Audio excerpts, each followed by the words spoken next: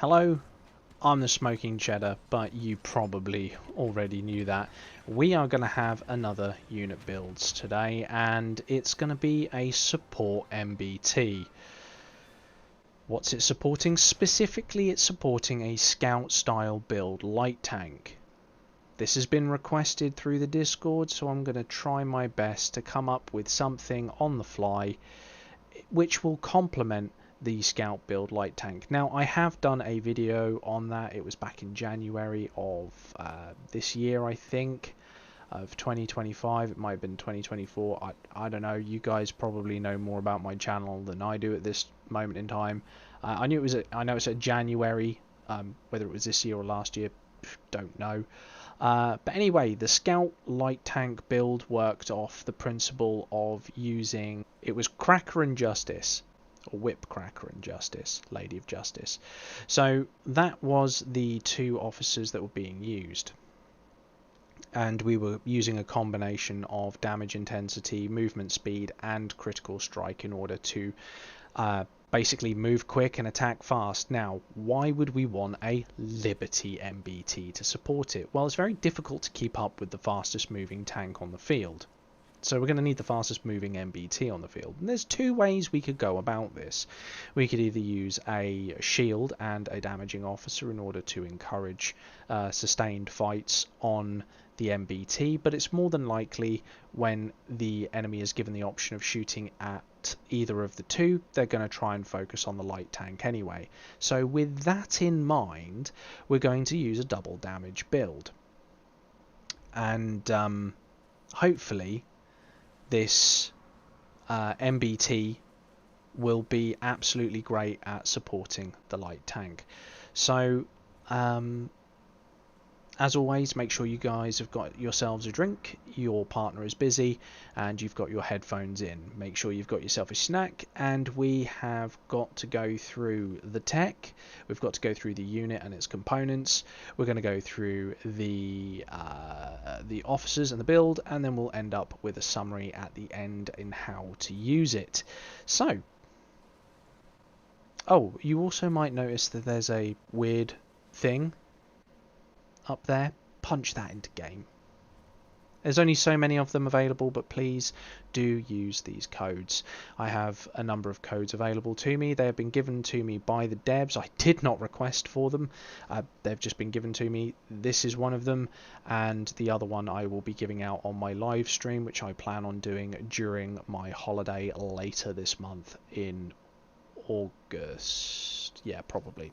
Anyway, let's have a look at the tech. As always, guys, we are going to be starting with the advanced tech before we move on to the modern tech, and we are mostly concerned in the pictured techs, followed by what any other tech along this tree that we can pick up which will be useful for us. Now, bear in mind, this is going to be a field fight style unit, so we're going to want to have things like intensity, HP, and FP in order to maximize our damage output and damage resistances as well. But we've also got this fire control system here, which gives us a baseline of 5 critical strike rating and increasing the critical strike damage of 50%. Now, we could lean on this quite heavily in the build, or we could not, but we'll see to that when we get to the tech. But just keep this in mind, because also, you know, increasing your critical strike rating from 150 to 200% and giving yourself a base critical strike rating of 5% is very, very nice. And this goes for all tank and helicopter type units in the game. Once you've got this unlocked, it's absolutely fantastic piece of tech to have. I still don't have it.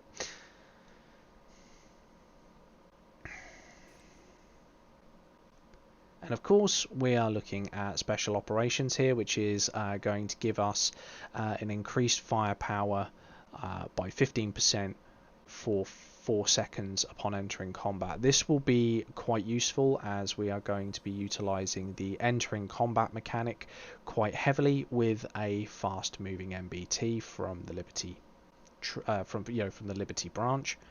What else have we got available to us? We have tank damage resist when being attacked by other tanks. This is going to be quite important. We have tank pen damage.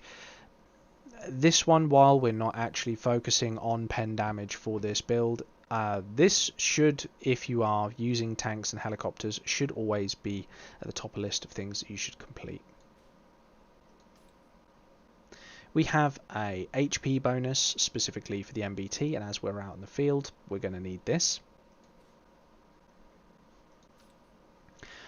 This is absolutely key and must be completed. Even if you complete nothing else other than the picture text, you will need the speed bonus. It is integral to the build. We are looking for smoothbore damage intensity versus other tanks. There's a high probability that's what we're most likely going to be engaging, is tanks and helicopters, as these are the most common units in field fighting. And of course, tank HP and tank firepower. That was the advanced tech. Let's have a quick look at the modern tech, and as always with the modern tech, we're focusing on the middle of the tree going backwards, as it takes a very long time to complete your modern tech. So starting at the middle of the tree, we've got the ETC guns. Whenever a light, medium or MBT troop tank attacks, we have a 40% chance to gain 5% firepower for 5 seconds, stacking up to 3 times, effectively giving us another 3% firepower. So another 15% firepower. So we've got two 15% firepower buffs. Obviously, this one is going to be built up during that initial 15, which will be lost after 4 seconds, but this is quite important.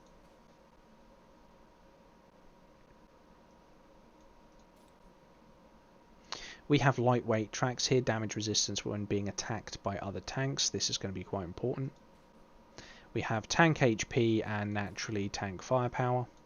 We have blast mitigation bonus. While not actually integral to the build, there is a high likelihood that you will at some stage encounter an artillery unit out in the field.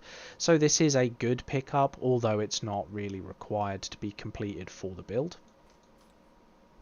And the same with tank pen damage. We're not really looking to capitalize on tank pen damage in this build, but if you do have multiple units which are using the tank tree, this is probably something that you should complete.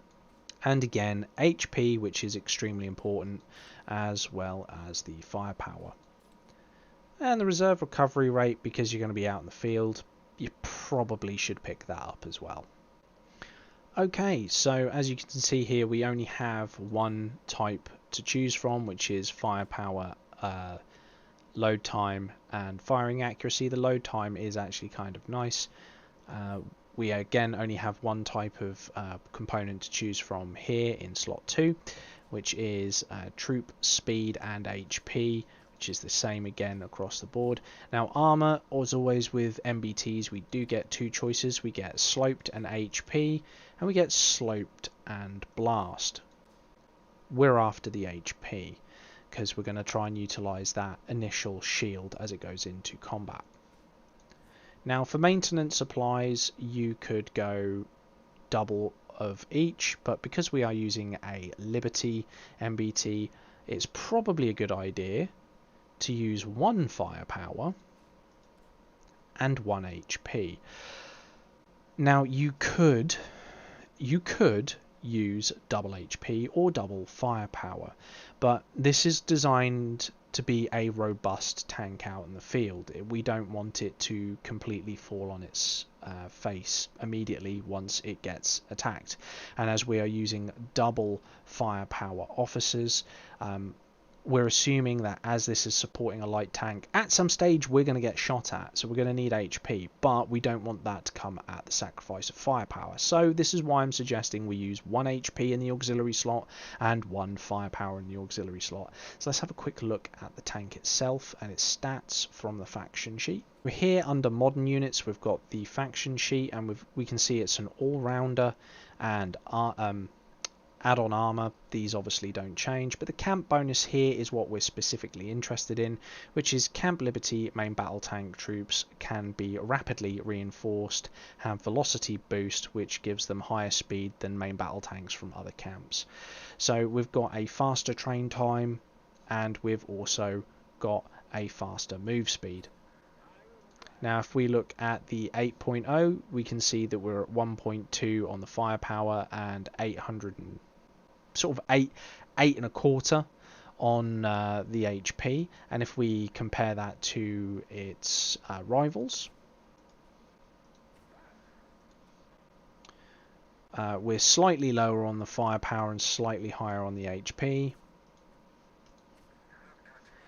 and we're slightly higher on the firepower and slightly lower on the HP. So we're sitting nice and neatly in the middle of the two types. We've got the two extremes. We've got the Martyr with a more HP for being rough and ready, and we've got the Vanguard with the more firepower being slightly more deadly. But we are sitting nice and neatly in the middle of that, with neither the most amount of firepower nor the most amount of HP, but a decent amount in between for both of them. We've got the same sloped armor, and we do have more movement speed, and we've still got the base rate of penetration. So when we're coming up against another tank, we still have a chance to penetrate the other vehicle regardless, which means we're still very deadly against the helicopter at the same level, as we have a pen rating of 243, and off the top of my head I believe helicopters at 8.1 are around the 110 margin. So we'll just compare it with a Liberty. So we're at 124 for the sloped 8.1. So as you can see here, you're going to pen a helicopter very easily, and you're going to be able to fight them in a toe-to-toe battle and save the light tank, which is what the whole point of the vehicle is.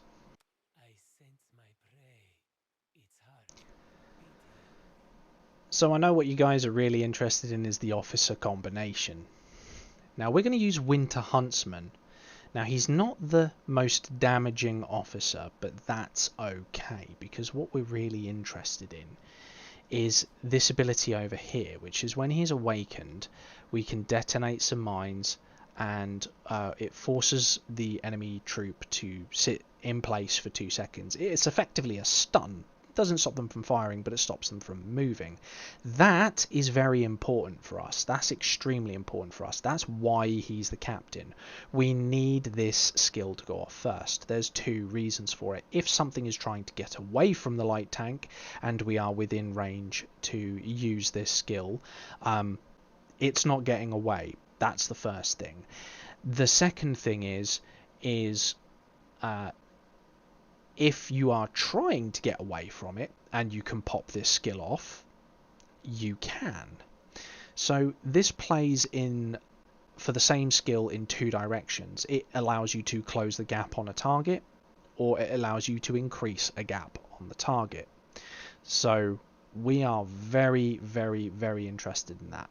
Very interested in that. We also have a skill here to give us HP and firepower. We also have in-field repair, which is very nice. We have a damage resistance bonus, and as we've already stated, the skill damage is not particularly high at 1350 once he's awakened, but it is still pretty dangerous. Now, what we've gone for with the special skill for the captain of the troop is we have gone for Ruthless Outlaw. You don't have to use this. Obviously, you can use any skill you like, but this is my recommendation, as it increases the damage resistance of the officer's tank or helicopter troop by up to 30% for 10 seconds when entering combat. Remember when I said when we're entering combat, we're going to try and leverage as many of these temporary buffs as possible. So when an MBT enters combat, we get a temporary shield. We're also getting a temporary 15% firepower bonus. We're then stacking firepower bonuses from the other tech tree, and now on top of that, we're also getting a damage resistance bonus temporarily for the first few seconds we're in combat. The idea of the tank is obviously we're increasing our initial engagement, and in keeping with the theme of being neither one nor the other, we are going for another HP and firepower balanced skill on the train-in. So you can see where we're going with this. We're increasing the HP, we're increasing the firepower. HP, firepower, HP, firepower, over and over and over again in as many different ways as possible. Now for the aid, we've gone with Margarita. Now she does hit very hard, but we're not having her go first. Typically in these situations we want to have the hardest hitting officer first. However, we don't want that in this situation. We specifically want the stunned first. And once she is awakened, it's not going to make too much difference because she has a chance to drop either a shock or a flashbang on the target. And once she's awakened, it's a 75% chance of deploying either a flashbang or a gas grenade on the target. The flashbang will shock the target for 1 second, and the tear gas will delay the target's current officer skill prep time by 1 second. So what does the shock actually mean? It's a debuff that causes the troops' normal attacks to miss their target. We're effectively reducing the incoming damage. But you've got to remember, this is working in tandem with the light tank, so you might not necessarily be the target, which is why we want this officer, because we could potentially save the light tank from taking unnecessary damage just by having this skill pop off. And as you say, it's got a 75% chance, then you've got a 50-50 of either reducing the skill prep time, or you've got a 50-50 again of effectively missing the next normal attack. Obviously, we kind of, in this situation, want the normal attack rather than the other one, which, you know, you could argue, hey, we could just use Mary. We could, but we're not going to because she's rubbish. Another reason why we want her is we are getting a damage intensity and resist bonus. We're also getting this for when we are the focus of the attack. We're getting a 10% chance to dodge. We're also getting an intensity and firepower bonus for being out in the field, and it is the firepower bonus there that we're mostly interested in, but that is exceptional. As you can see, it goes up to 30% for the firepower and 15% for the damage intensity. And of course, we get an 1800 damage coefficient, which is going to make up for that 1300 that we had on Huntsman there. I believe Huntsman was 1350 and we're getting a flat 1800. So that's given us 3150. So that's the equivalency of having two 1500 coefficient officers. But as you can see here, once we go below 75% HP, and remember we're stacking all the time as we initially enter combat, so we're trying to use as much burst damage in the first 10 to 15 seconds of combat as possible. Once they go below 75% HP, we get an additional 550 damage coefficient at max level, which is going to bring us our total coefficient output up to 3,700, which is absolutely phenomenal. 3,700 being pumped out of a tank, and you've got to remember we're stacking firepower and HP. This would be very deadly if we just stacked firepower, but obviously we're thinking a bit ahead here. We're thinking, hey, we're going to be in combat out in the open. It's not going to be defensive. We're not looking to avoid combat with this tank. We're looking to avoid combat with a light tank. So what have I chosen as trained skills? We've gone for the covert operator. Now you might have this on the scout build. That's perfectly fine. There are additional skills that you can train in from other officers that do give you a boost to troop speed. They're not very common. You can get them elsewhere. And if you can't get those skills, we're just looking for the firepower, really.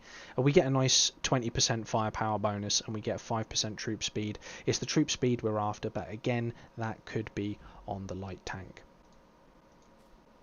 And of course, we've gone for a damage intensity and damage resistance buff there.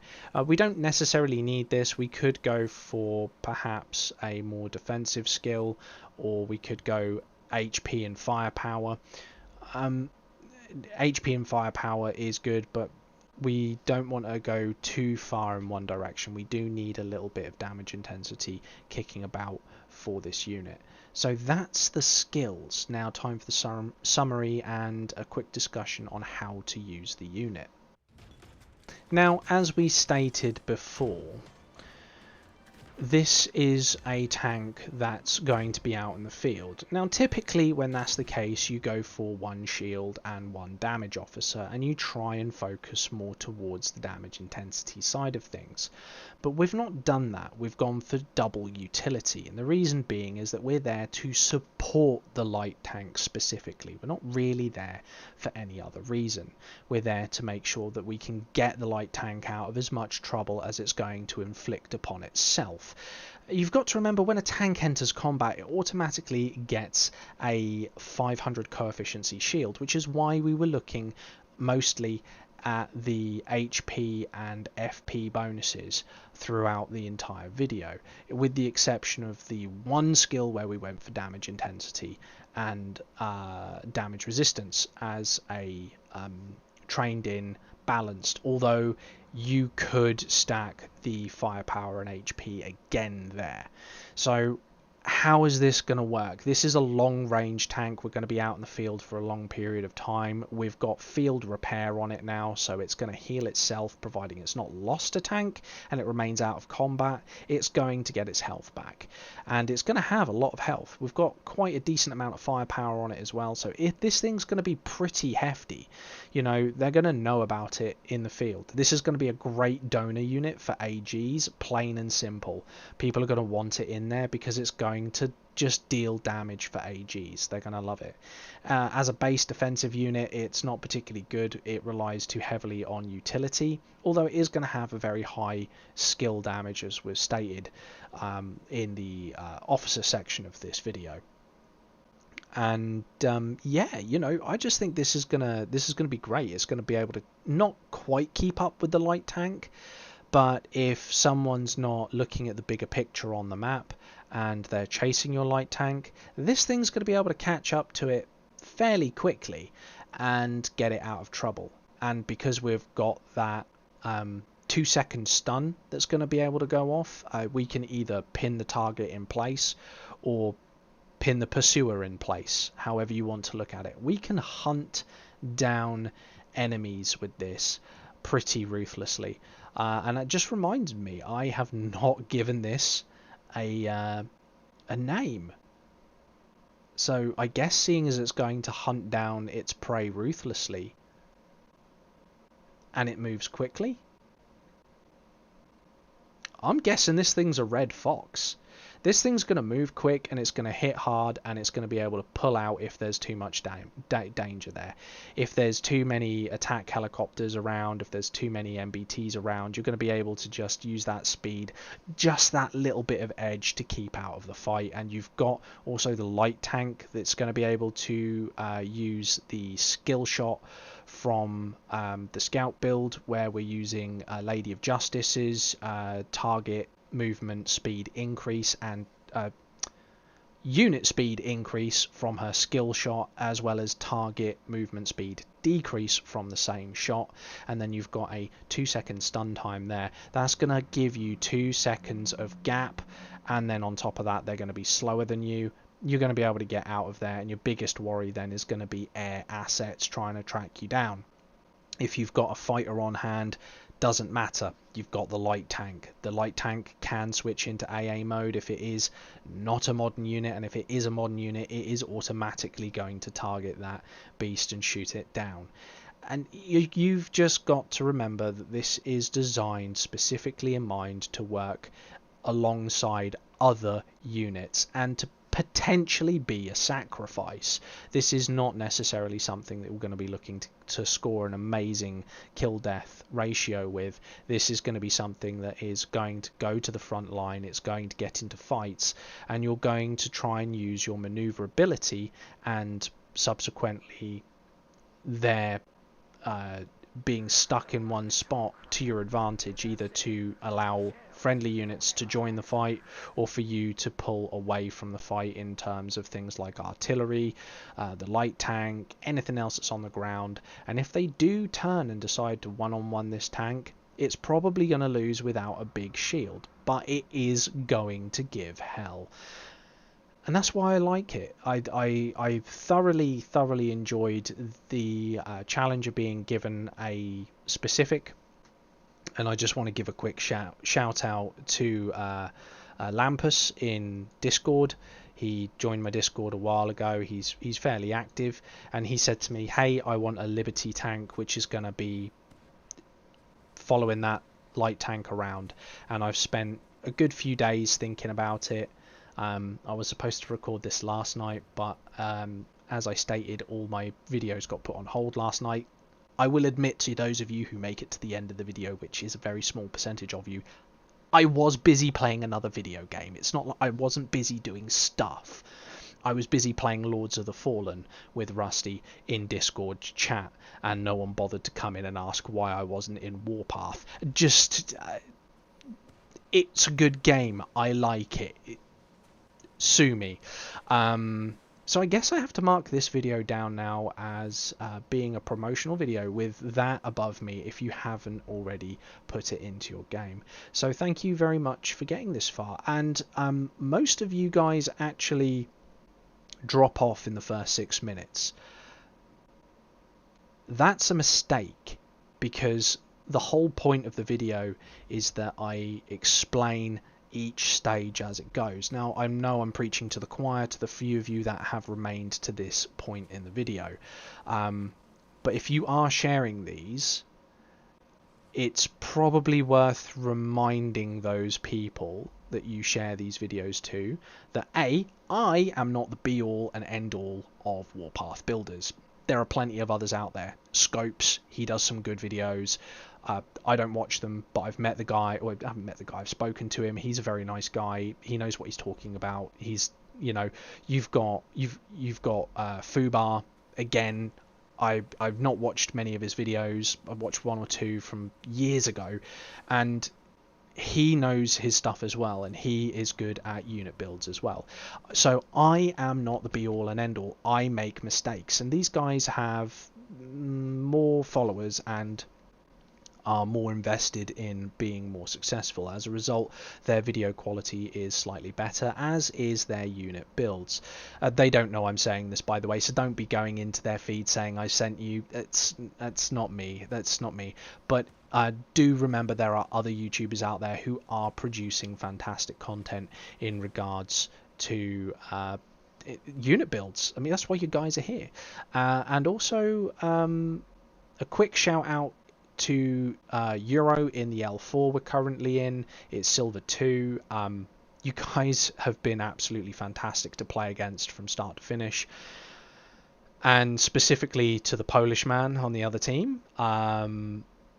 Hazar. If someone in your alliance can relay this message to you, if there's anyone in the alliance who watches my videos, man, I'm extremely impressed by how many points you've gained in such a short period of time. That being said, it's about time I go lift over to your territory and go make a nuisance of myself. So, thank you all very much for watching. I've been the Smoking Cheddar, and you have been very patient. It's very, very, very hot out there today. I'm in a Hawaiian shirt yet again, and yes, these are surfing Santas. I like Hawaiian shirts, I always have done, I just don't often wear